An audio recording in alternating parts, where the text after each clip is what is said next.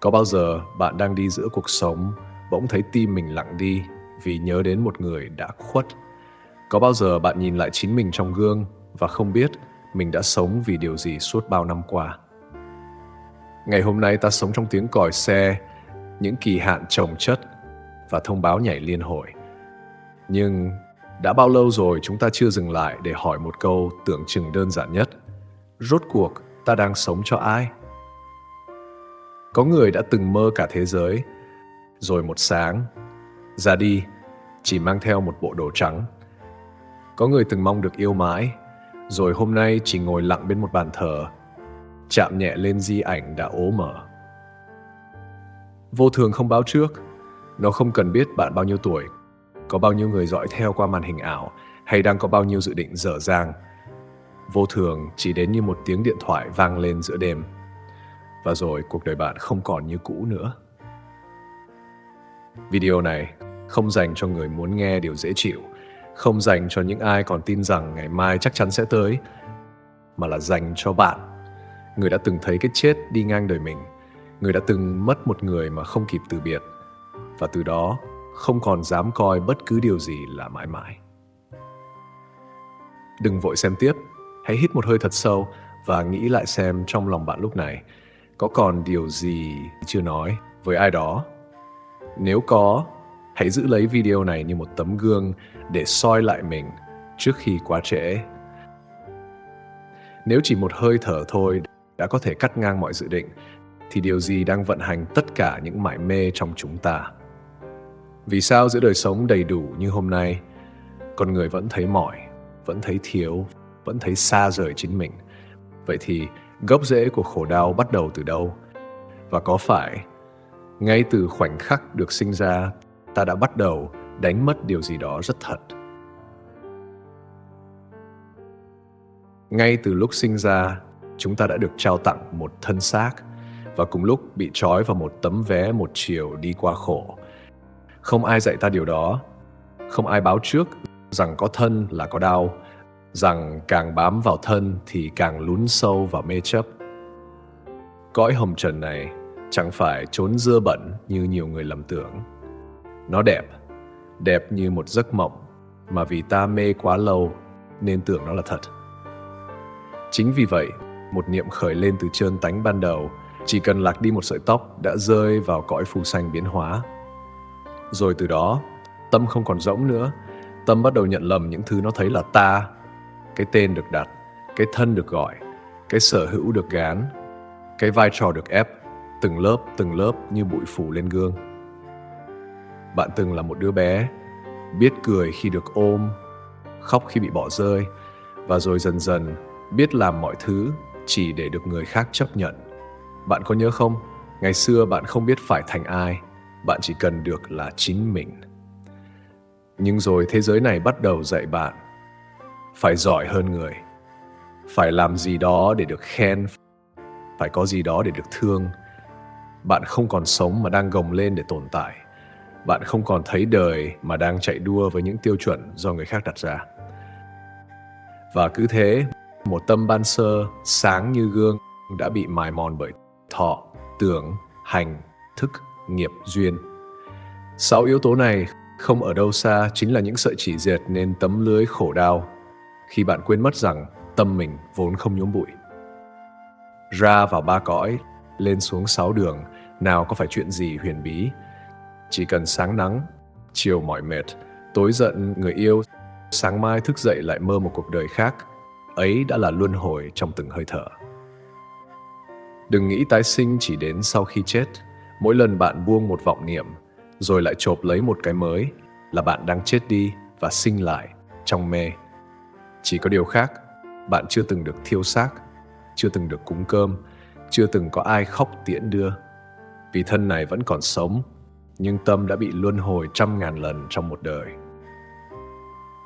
Nếu mọi mỏi mệt đều từ tâm vọng khởi, thì vì sao con người vẫn lao về phía trước, dù biết rằng con đường kia chỉ dẫn đến nấm mồ? Ngày hôm qua bao người đã nằm xuống, ngày hôm nay lại bao người vội vã đứng lên, chỉ để lặp lại vòng tròn danh, lợi, khổ, buông, mất. Phải chăng điều khiến nhân gian chưa tỉnh không phải vì thiếu tiếng chuông chùa, mà vì trái tim chưa thật sự nghe nổi một tiếng chuông cho chính mình. Nếu bạn nghĩ đời mình có thể khác, thì hãy nhìn lại những người đã đi trước. Không phải để học cách họ thành công, mà để hiểu rằng kể cả những người đi đến đỉnh cao nhất, rốt cuộc cũng chỉ là một hạt bụi quay về trong hư không. Tần Thủy Hoàng, người từng ôm trọn thiên hạ trong tay, cho dựng vạn lý trưởng thành như muốn ngăn cả bước chân vô thường. Người uống bao nhiêu linh dược, truy cầu trường sinh đến tận cùng. Nhưng cuối cùng, chỉ nằm xuống giữa một chuyến tuần du cô quạnh, không lời trăn trối, không mang theo gì, chỉ còn lại một thân xác lạnh và nỗi sợ cái chết chưa từng kịp buông. Như bóng tối vương mãi trên hồn người, chạm vào quyền lực mà quên rằng hơi thở này cũng đã là cuối cùng. Hạng Vũ, vì tướng cái thế, khí phách từng chấn động sông núi, một lời hét như thể trời đất cũng phải run theo. Nhưng khúc cuối đời, chỉ còn một bóng người ngồi bên dòng ô giang. Trăng lạnh rơi xuống làn nước, ánh sáng bạc soi lên đôi mắt không còn đường quay lại. Ngựa đã mất, quân đã tan, tiếng trống xưa như vọng từ kiếp khác. Một đời tung hoành thiên hạ rốt cuộc, chỉ còn lại tiếng thở dài hòa vào gió sông. Và bóng trăng biết rằng một anh hùng đã đi về cõi vô thượng. Hàn Tín, dụng binh như thần, một tay lập nên cơ nghiệp nhà Hán. Công lao ghi vào thiên cổ sử xanh, nhưng cuối cùng bóng tối hoàng cung nuốt trọn cả đời hiển hách. Lưỡi kiếm lạnh lẽo chấm dứt một kiếp anh hùng, không trống kèn, không một người đưa tiễn, chỉ còn tiếng gió luồn qua hành lang vắng, đưa tiễn một linh hồn cô độc rời khỏi phồn hoa. Mang thiên hạ trong tay, nhưng không giữ nổi một tấc an bình cho chính mình. Mọi chiến công, mọi ngôi vương trong mắt đời, cuối cùng chỉ như bóng trăng rơi xuống mặt nước, đụng nhẹ là tàn. Thạch Sùng, giàu sang đến mức chuồng chim cũng lót bằng trầm hương. Vàng bạc chất cao như núi, bàn tiệc chưa kịp tàn hương đã đổi sang ngọc ngà. Nhưng thời vận xoay một nhịp, tất cả tan như cát trước cơn lũ tham tàn. Một trận quyền đoạt, cả cơ nghiệp rơi rụng như lá cuối mùa. Ông chết trong tủi nhục và lặng lẽ. Đến thân xác cũng không ai buồn đoái hoài. Phú quý rực rỡ cả một đời, cuối cùng chỉ còn lại mùi trầm hương nguội lạnh và một khoảng trống, không ai gọi tên. Nhan Hồi, đệ tử sáng trí nhất của Đức Khổng Tử, sống giữa gian nhà tranh và chén cơm hầm, mặc áo vá, đi dép rách mà tâm an tịnh như hồ thu soi trăng. 32 năm giữa trần thế, ngắn như một hơi gió thu qua hiên, nhưng khí sống thì lặng mà sâu như mặt hồ yên giữ trọn bóng mây trời. Ông đi sớm, không để lại cung điện hay vàng ngọc, chỉ để lại dư âm tĩnh lặng, khiến người đời trăm năm sau vẫn muốn thở chậm lại mỗi khi nghĩ về ông. Bành Tổ, người xưa kính như biểu tượng trường sinh, trải qua mấy đời vua đổi ngôi, chứng kiến triều đại thịnh suy như sóng dâng rồi tan, nhìn bao thế hệ rụng xuống như lá úa rơi cuối mỗi độ thu về. Thế nhưng, dẫu sống dài hơn trăm năm đời người, cuối cùng cũng phải buông tấm thân tứ đại, trở về với cõi rỗng lặng không ai tránh khỏi. Không ai bước qua cánh cửa tử sinh xa hơn người khác, không ai giữ lại được một hơi thở dài hơn kiếp người. Đời dài đến mấy cũng chỉ là một vệt sương tan trong nắng sớm.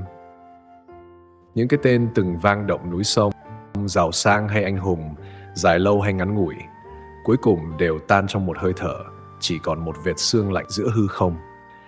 Đời người dài lắm cũng chỉ một sát na giữa vô thường, như bóng trăng rơi xuống mặt nước, khẽ gợn rồi lặng yên mất hút. Sống lâu chưa hẳn là sâu, thành danh chưa hẳn là an. 1000 năm trước, họ từng là nhân vật chính của thời đại. 1000 năm sau, chỉ còn là vài chữ nhạt trên trang sử. Còn bạn, người đang xem video này, liệu bạn có chắc rằng đời mình sẽ được nhớ lâu hơn họ? Và nếu tất cả rồi cũng quên, thì có điều gì thật sự đáng để bạn đánh đổi cả đời? Là danh tiếng, là tài sản, là địa vị? Hay chỉ là một cảm giác mình có giá trị dựa trên ánh mắt người khác? Có người nói, chết là mất hết. Đức Phật không dạy vậy. Ngài chỉ hỏi, thứ gì vốn chưa từng có thì mất đi cái gì? Danh cao cách mấy cũng không cao hơn một nấm mồ. Giàu đến đâu cũng không giàu hơn người đã buông được hết. Nếu cả những bậc quyền thế một thời đội trời đạp đất rốt cuộc cũng hóa thành nắm tro nguội, thì chúng ta, những người bình thường, đang bám vào điều gì? Bao nhiêu đêm dài, con người vẫn thức để gom góp, tính toán. Nhưng đã mấy ai kịp hỏi, cái mình gom cho đầy hôm nay có mang theo nổi một hơi thở khi nằm xuống ngày mai không? Cảnh vô thường chưa từng hẹn ai, mà sao lòng người vẫn hẹn mình với ngày mai không chắc có. Phải chăng chỉ khi chịu buông tay, con người mới học được cách mở lòng mà nhìn lại chính mình? Có một ngọn lửa mà ai cũng từng ôm lấy trong đời. Ngọn lửa ấy mang tên muốn trở thành một ai đó. Có người mang lửa ấy trong giảng đường, có người mang lửa ấy ra thương trường, có người thắp lửa ấy bằng lời mẹ dặn rằng phải thành công thì mới xứng đáng làm con. Và từ đó, mỗi bước đi không còn là sống mà là chạy. Chạy để hơn người, chạy để không bị bỏ lại, chạy để chứng minh rằng mình không vô nghĩa, chạy để được vỗ tay, chạy để có một cái tên in trên bảng vàng, chạy để một ngày kia ai đó sẽ gọi mình là thành đạt. Nhưng khi bạn đạt được rồi, bạn có hạnh phúc không? Hay chỉ là một nỗi sợ mới, sợ mất đi những gì vừa có, sợ người khác hơn mình, sợ một ngày ánh đèn tắt không ai còn gọi tên? Công danh nghe thì như một đỉnh cao, nhưng kỳ thực nó là một hố sâu không đáy cho những ai không biết dừng. Tất cả chúng ta, từ những người có học cho tới kẻ thất học, từ nghệ sĩ tới chính khách, từ cư sĩ tới tu sĩ, đều dễ mắc vào cái bẫy danh vọng được bọc trong vẻ đẹp hư huyễn. Có khi danh vọng không đến từ bằng khen mà từ ánh mắt người khác. Có khi nó không mang tên chức vụ mà là nỗi khao khát được ai đó công nhận. Và thế là ta bắt đầu sống như một diễn viên, đóng vai chính trong vở kịch do chính ta và xã hội viết sẵn. Nhưng khổ thay, vở kịch ấy không có đoạn kết đẹp. Vì rốt cuộc, ai rồi cũng sẽ rơi khỏi sân khấu. Khi ánh đèn tắt, giọng vỗ tay ngừng và tấm màn buông xuống. Bạn còn lại gì khi không ai gọi tên bạn nữa? Khi không còn ai để chứng minh, khi ngay cả bản thân bạn cũng không còn biết mình là ai. Đừng đợi đến lúc ấy. Đừng đợi đến một buổi chiều, bác sĩ nhìn bạn thật lâu, rồi lặng lẽ đặt một tờ giấy xuống bàn. Đừng đợi đến khi căn phòng vắng đi tiếng người và tiếng vỗ tay ngoài kia cũng chẳng còn đủ để lấp khoảng trống trong lồng ngực bạn. Đừng đợi đến khi thân thể bắt đầu trả lại từng tế bào cho đất, bạn mới hỏi, ta đã sống vì ai mà quên sống cho chính mình? Vì thật ra, mọi tiếng gõ mõ trong chùa cũng không thể cứu được một người đã quá quen sống như thể mình sẽ không bao giờ chết. Người được công nhận không bằng người đã tự nhận ra mình. Nếu đã biết mọi huy hoàng đều rơi và mọi tiếng vỗ tay ngoài kia rồi sẽ im, vậy trong cõi đời chóng vánh này, ta còn thật sự cần giữ lại điều gì? Khi gió vô thường đã thổi tắt mọi ngọn đèn danh lợi, mới hay chỉ còn hơi thở mình và tấm lòng này? Đó có phải là lúc ta thôi chạy ra ngoài và bắt đầu quay về tìm một chỗ đứng cho tâm? Có phải đến khi tự hỏi mình, nếu hôm nay là ngày cuối, ta mới chịu nhìn lại suốt cuộc đời đã trôi đi trong mộng tưởng? Nếu có một khoảnh khắc mà mọi dối trá không còn giữ nổi, mọi danh phận không còn ý nghĩa, mọi tài sản trở thành vô dụng, thì khoảnh khắc ấy chính là lúc bạn sắp buông hơi thở cuối cùng. Bạn từng muốn có thêm nhiều thứ, nhưng giờ chỉ mong thêm một hơi thở nữa. Bạn từng ước được gọi tên giữa đám đông, giờ chỉ mong ai đó gọi tên bạn mà thật lòng. Bạn từng sống để làm hài lòng cả thế giới, giờ chỉ mong một người đến nắm tay và nói, không sao, về đi. Khi bạn nằm đó, một mình với chính thân thể đang rời rã của mình, bạn sẽ thấy những thứ tưởng là mình đang từ từ trả lại từng mảnh cho cát bụi, tóc rụng, thịt nhão, mắt mở, lưỡi khô, tâm trí hoảng loạn giữa ảo giác và thật, và hơi thở không còn là thứ bạn ra lệnh được nữa. Đó là lúc bạn hiểu rõ hơn bất kỳ giáo lý nào.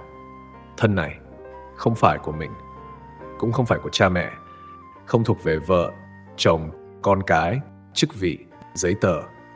Nó là của đất, nước, gió, lửa, được vay tạm và giờ đến ngày phải trả. Lúc ấy, tất cả những lời bạn chưa nói, tất cả những người bạn bỏ quên, tất cả những ân tình bạn từng mang ơn mà chưa trả, sẽ đứng xung quanh giường, không thành lời, chỉ là những ánh mắt âm thầm khiến bạn muốn khóc. Đừng để tới khi ấy mới nhận ra sống không phải là kéo dài thêm năm tháng, mà là biết trân quý từng khoảnh khắc còn có mặt. Sự sống không đo bằng thời gian mà bằng tỉnh thức. Có người sống 80 năm mà chưa từng thật sự biết mình đang sống. Có người sống chỉ 1 năm nhưng mỗi ngày đều tỉnh như người đã chết đi và sống lại. Nếu hôm nay là ngày cuối cùng, bạn sẽ làm gì? Bạn sẽ đi đâu? Gọi cho ai? Ôm lấy ai lần cuối? Tha thứ điều gì mà suốt đời chưa chịu buông?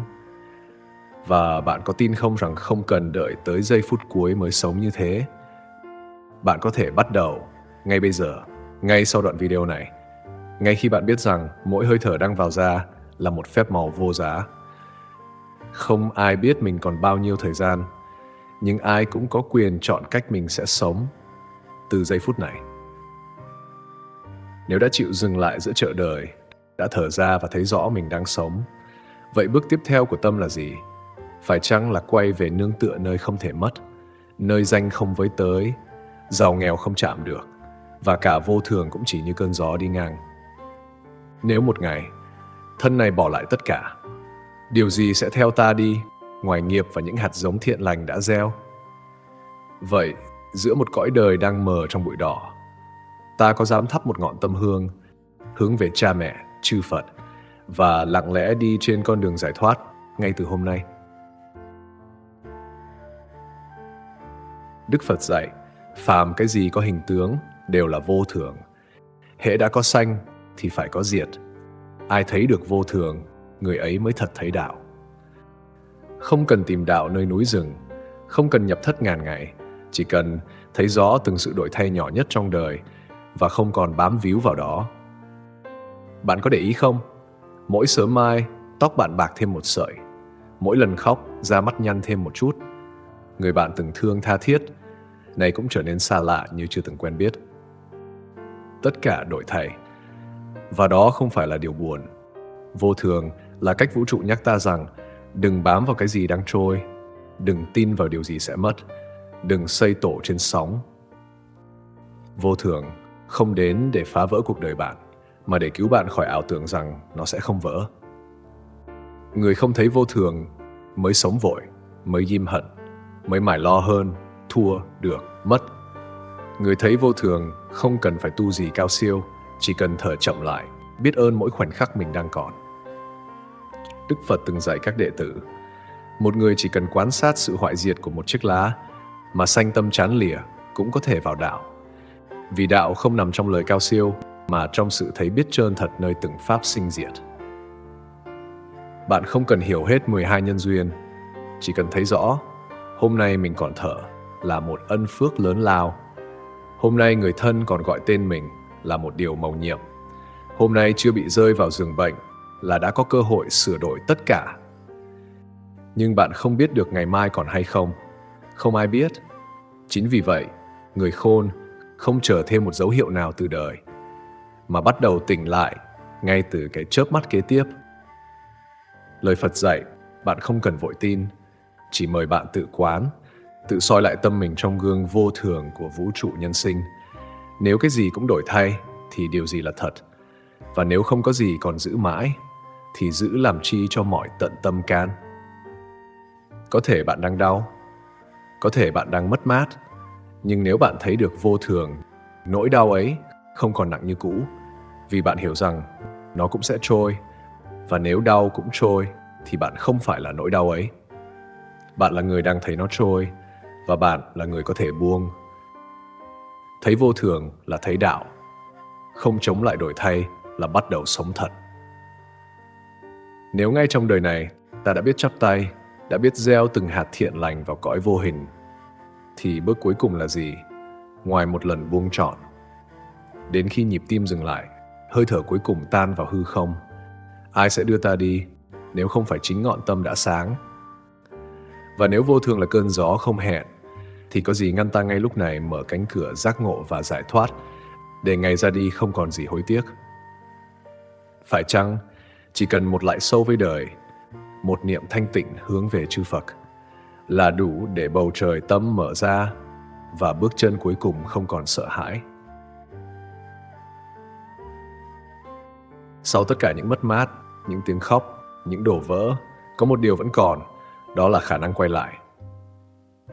Bạn có thể đã đi rất xa, xa đến mức quên mất mình từng là ai. Bạn có thể đã làm tổ trong vô số vai diễn mà không còn nhớ khuôn mặt nguyên sơ của tâm mình. Nhưng không sao, vì Pháp chưa từng rời bạn. Vì đạo luôn có mặt ngay trong chính hơi thở bạn đang thở. Lối ra không nằm ở cuối cuộc hành trình, mà nằm ngay tại nơi bạn bắt đầu nhìn lại. Bạn không cần phải thay đổi cả cuộc đời, chỉ cần thay đổi cách mình bước đi từ giây phút này. Không còn chạy, không còn cố, không còn khát vọng phải trở thành một ai đó.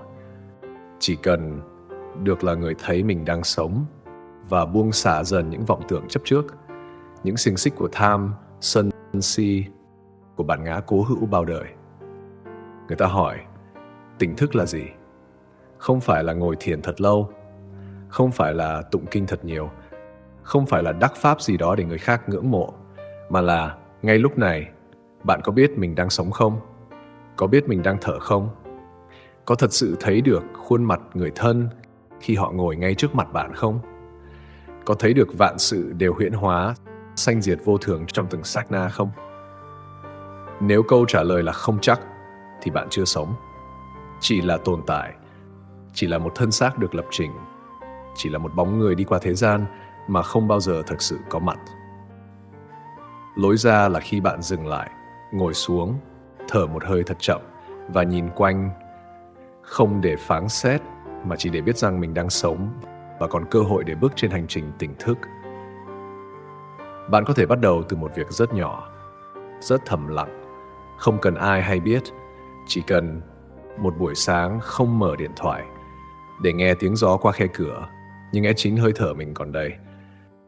Một bữa cơm trọn vẹn, nhai thật chậm, như lần đầu biết hạt gạo đã đi qua bao mùa nắng mưa. Một cái nhìn sâu vào mắt người thân, như thể đây là lần cuối bạn còn được nhìn họ. Một lời cảm ơn khẽ chảy ra từ tim, lặng mà ấm. Cứ thế, từng khoảnh khắc bình thường bỗng trở thành nhiệm màu. Tâm bớt nặng, không còn muốn tranh hơn, lòng dần an, quẳng bao gánh ưu phiền. Niệm thiện khởi lên, liền tùy duyên hoan hỉ làm mà không cần lý do, không còn phân biệt thân sơ. Vì đã thấy rõ, ai cũng đều là khách tạm trú giữa chốn vô thường. Mỗi lần bạn chịu buông một chấp trước là một lần thở sâu hơn vào khoảng bình yên tĩnh tại trong chính mình. Nhẹ như lá rơi mà gió chẳng buồn níu, lặng như giọt sương đọng trên cỏ, in dấu mây trời rồi tan vào hư không. Lòng an tĩnh, một sự an không ai có thể lấy đi vì nó không thuộc về bất cứ điều gì bên ngoài. Và hơn thế nữa, hãy làm điều giản dị nhất, niệm một câu Phật hiệu, Nam Mô A Di Đà Phật. Không cần cố hiểu nghĩa, chỉ cần niệm bằng trọn tâm chân thật, bằng lòng chí thành thống thiết như đứa trẻ gọi về với mẹ. Niệm như thể một sợi dây âm thầm nối bạn lại với chính mình. Niệm như thể một ngọn đèn soi sáng giữa đêm vô minh. Niệm không để cầu được gì, mà để một lần thật sự trở về, để cảm được mình chưa từng mất đi, dù đời vẫn cuộn xoáy ngoài kia. Vì một người khi đã biết khởi tâm niệm Phật, thì dù giữa chợ đời cũng có thể an nhiên như đang ngồi yên dưới chân Phật. Đến đây, còn gì để nói nữa? Hơi thở đã buông, nỗi sợ đã rơi, một niệm thanh tịnh đã mở ra cả trời giải thoát. Nếu đời này đã thấy vô thường, đã biết quay về, đã biết lại một lại cuối, thì còn gì chưa trọn vẹn? Chỉ còn im lặng, như giọt sương cuối cùng rơi xuống cỏ, như tiếng mõ giữa khuya vừa dứt, và bầu trời sáng lên không lời. Trong im lặng đó, ai còn, ai mất? Người nghe, nếu đủ duyên, sẽ tự cúi đầu mà thấy mình chưa từng rời Phật. Đây không phải là một video, đây là một đám tang, không phải của thân xác, mà là lễ tiễn biệt những vọng tưởng bạn từng sống vì. Bạn từng tin rằng mình phải mạnh mẽ mọi lúc, từng nghĩ rằng nếu không làm được gì vĩ đại thì đời mình vô nghĩa. Bạn từng ôm bao nhiêu vai diễn để thế giới vừa lòng mà chưa từng hỏi, còn mình có vừa lòng không? Bạn từng sợ bị bỏ lại, sợ không ai thương, sợ không có gì để chứng minh rằng tôi xứng đáng được tồn tại. Nhưng giờ đây, ngay khoảnh khắc này, bạn có thể nói lời tiễn biệt với tất cả. Không cần tuyên bố, không cần giải thích, chỉ cần ngồi lại thật yên và gật đầu với chính mình. Đã đủ rồi, đủ mỏi, đủ đau, đủ lạc và đủ để không muốn chạy nữa. Từ hôm nay, bạn có thể bắt đầu một cuộc sống mới, không vội, không cố, không cần thắng. Một đời sống có thể nghèo hơn, lặng hơn, đơn sơ hơn, nhưng có mặt thật trong từng khoảnh khắc. Nếu bạn từng mất ai đó, hãy để sự mất mát ấy trở thành chiếc chuông tỉnh thức. Không phải để mãi khóc, mà để thấy rằng bạn đang còn và bạn có thể sống cho đúng phần người ấy chưa kịp sống. Nếu bạn từng tuyệt vọng, hãy để bóng tối ấy trở thành nền trời, để một ngọn nến nhỏ trong tim bạn được thắp lên không vì ai cả. Và nếu bạn từng không tin vào Phật, không sao. Đức Phật không cần bạn tin, chỉ mong bạn đừng tiếp tục tin vào những điều đang làm bạn khổ não triền miên. Bạn không cần làm gì nữa, chỉ cần thở ra và biết rằng mình đang sống. Chỉ cần chắp tay hướng về cha mẹ, về mười phương chư Phật, mà quỳ lại thật sâu với tất cả lòng thành, lạy vì đã cho mình được quay về trước khi quá trễ. Nếu bạn còn nghe được đến đây, xin hãy biết rằng trong triệu triệu người đang lạc, bạn đã chịu dừng lại.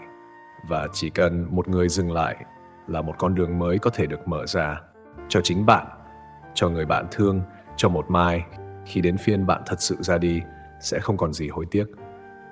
Sống không cần được gọi tên, chỉ cần một ngày rời khỏi cuộc đời này mà có thể mỉm cười vì mình đã sống thật một cuộc đời tỉnh thức. Cõi hồng trần gởi thân 100 tuổi, kiếp phù sanh thay đổi mấy lần, có thân nên khổ vì thân, bởi xưa trơn tánh niệm lần say mê. Nhơn vô minh vọng tình nhiễm trước, thọ tưởng hành ý thức nghiệp duyên, luân hồi sanh tử lộn quanh, ra vào 3 cõi, xuống lên 6 đường. Đời dĩ vãng tam hoàng, ngũ đế, khó toan phương, cõi thế thọ trường. Những là rượu dược thần nông, dễ đâu cứu hết mạng vong số người. Thuốc linh đơn tài y biển thước, cũng nan điều hết được bệnh nhờn. Hữu hình, hữu hoại là thân, có đâu sống mãi ngàn năm trên đời.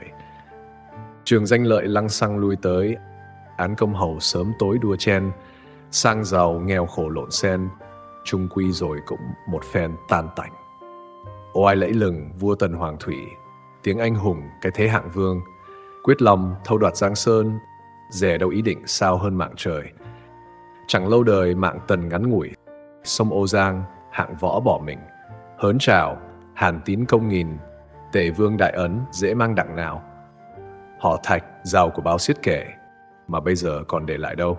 Tuổi nhan hồi băm 2 yểu số, sống 800 bành tổ mạng trường. Xanh mày với tóc bạc xương, sống lâu thác yểu một đường khác chi. Mùi tục lụy đắng cay mấy nỗi, bả đỉnh chung nhiều nỗi nhọc lòng. So tài đấu trí dại khôn, công danh phú quý mộng hồn hoàn lương. Cảnh vô thường tang thương biến đổi, người lẽ đâu sớm tối an nhàn. Sanh giả không, tử giả không, mấy ai 100 tuổi uổng công lo đời. Còn chút hơi ai ơi nghĩ lại, muôn việc đời cả thảy đừng mong. Vắng đi 3 tấc hơi lòng, bao nhiêu sự nghiệp còn trông chút gì. Dẫu của tiền vạn thiên chất chứa, bực vương hầu khanh tướng vinh huê, ơn thâm nghĩa trọng tận tình, đem ra chuộc thế mạng mình được chăng? Có chi bằng tầm phương tế độ, niệm di đà giác ngộ thiện tâm. Đạo là vô thượng thậm thầm, nếu không sớm gặp kiếm tầm dễ chi. Xét thân này một khi gặp gỡ, để mất rồi muôn thuở khó toan. Kiếp người sanh giữa trần gian, nhờ nơi trưởng đặng thiện căn lâu đời. Vậy mấy lời hôm nay tỉnh giấc, nguyện vong hồn khoái lạc siêu sanh. Bao nhiêu những việc tiền trình, bây giờ thôi cũng phải đành hoàn không. Một khoảnh đồng bặt tăm chôn xác, ôi đành cho đất cát lấp vùi. Biệt ly là cảnh ngậm ngùi, bi tâm thán biệt nấm mồ ngàn thu. Bóng trăng lu nhìn đầu ác xế, tháng ngày qua quạnh quẽ mộ phần. Gió mưa nắng tuyết bao lần, cổ kim lai vãng tử sanh một đảng. Cõi dinh hoàn trần gian trung cảnh, kiếp luân hồi không rảnh thoát ly. Mong nhờ pháp lực hộ trì, xả mê tùng giác tiêu diêu lạc thành. Nguyện vãng sanh về miền cực lạc, dứt hết liền ác nghiệp trần lao. Liên hỏa 9 phẩm đặng vào, trường xuân tự tại tiêu giao hưởng nhàn. Nam Mô A Di Đà Phật. Một hơi thở này con xin gửi về muôn loài.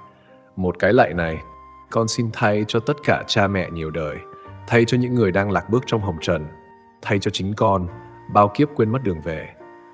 Nguyện cho ai nghe đến đây, dù đang giữa phố thị hay nơi núi sâu, đều có thể dừng lại một hơi thở để thấy rằng không có gì thật sự thuộc về mình.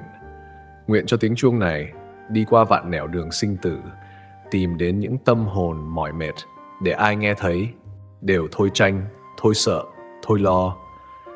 Nguyện cho tất cả chúng sanh sớm một lần quay đầu, như con chim mỏi cánh tìm thấy bầu trời quê hương vô tận. Nếu giọt nước mắt này có thể là một đóa sen, xin dâng lên 10 phương chư Phật, xin thắp sáng trong những tâm hồn đang tắt lửa. Nguyện cho từ đây, mỗi hơi thở, mỗi bước chân, mỗi cái nhìn đều trở thành một tiếng chuông tỉnh thức. Nam Mô A Di Đà Phật. Nam Mô A Di Đà Phật. Nam Mô A Di Đà Phật.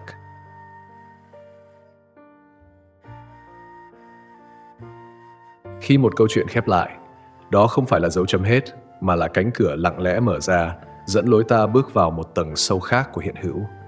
Cảm ơn bạn đã lặng thầm đồng hành cùng Ngẫm đến cùng, bởi đôi khi chỉ cần một phút tĩnh lặng thật sự cũng đủ để rung chuyển và thay đổi, không chỉ một đời người. Ngẫm đến cùng, nơi mỗi con chữ không chỉ để nghe, mà để cảm nhận bằng trái tim, chiêm nghiệm bằng trí tuệ và tỉnh thức trong thinh lặng.